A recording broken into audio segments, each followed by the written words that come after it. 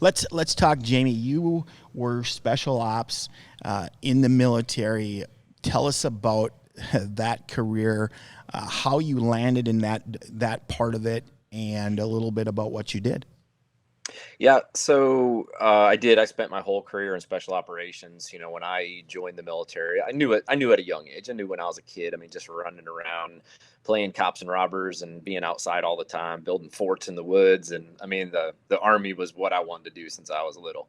So I'd gotten some education. One of my older sisters, her boyfriend at the time, they ended up, now he's my brother-in-law, but he sort of directed me on my path. He's like, yeah, if you want to do something that's different, you definitely want to be in special operations, sort of the Army. I mean, there's different routes. Army has theirs, Navy, everybody has their own.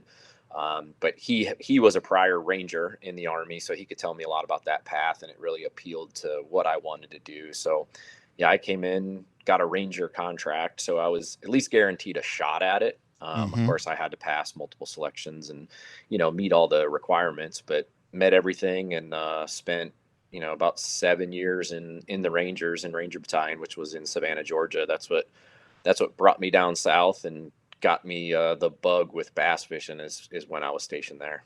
That's cool. That's cool. So, talk more about special ops. I know that if you watch certain television shows or movies or whatever, it's a role that kind of gets glorified at times, and rightly so, probably. But tell us a little bit about the day-to-day life of a person like you in special ops. What's it like? Walk us through that, if you would. Yeah, so it is a little different than being in, I guess, the regular Army. It's still, once you get to your duty station, I mean, it's kind of a 9 to 5 job, pending all the weekends and deployments and Mm-hmm. training and everything. But, for me, my job was a little bit different. I mean, I was at a unit that sort of at the peak of the special operations community.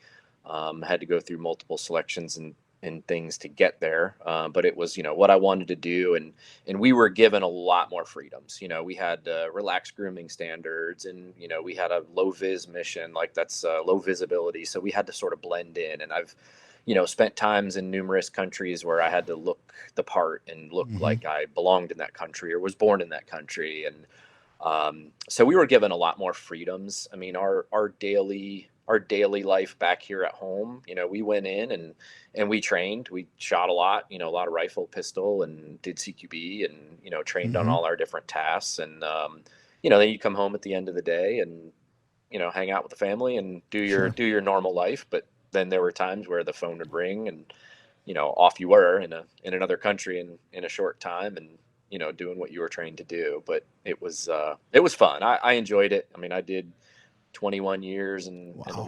little bit, living that lifestyle. It's what I wanted to do since I was a kid, and yeah, I enjoyed it. I really did.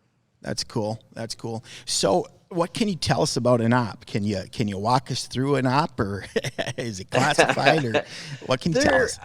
I mean, just in general, they're all different, but Mm-hmm. the majority of what we did, I mean, let's just take like Iraq. I mean, we were very busy in Iraq. I was in country in 2003, right after the war kicked off, and I did Wow. I did 10 deployments to do just Iraq. But Wow.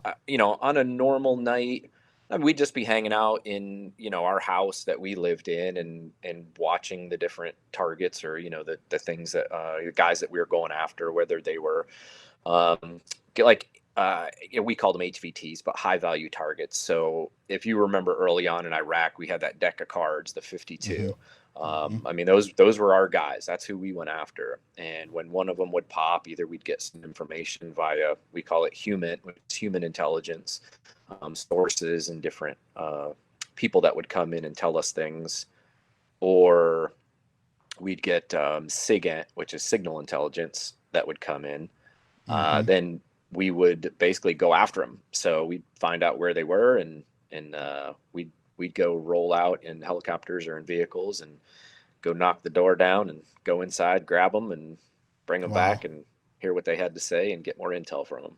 Wow. That's crazy. So, talk a little bit, if you would, about. I mean, is it a mission or a deployment situation where you're constantly in fear of what could happen, or how do you deal with the anxiety and some of that has to go along with that style, with that lifestyle? It is. I mean, once you get into country, I mean, obviously, there's the threat that's there Mm-hmm. in country. So you're always watching your back, but for the most part, we live in safe areas for the most Sure. part. There's plenty of times that I've lived in safe houses and I'm living in town amongst everybody. Mm-hmm. Um, and you just sort of that at that point trying to blend in. But Mm-hmm. yeah, I mean, we're a little different in just there's a big selection process to get to where I was. Sure. So everybody mentally is a little bit different that can be put in Mm-hmm. those situations. But even for just anybody in the big army, they still are going on these deployments and they're living near us in the same areas. And, they may not be going outside of the base as often as we did, but, there's always that threat. There's the threat of incoming fire. So Mm-hmm. it's difficult to deal with. You're always you're always on edge. You can't ever really turn off until you get Mm-hmm. home. And then that's, guys have issues with turning off when they get home. Mm-hmm. It's something you have to figure out and deal with. So, Sure. That makes a lot of sense.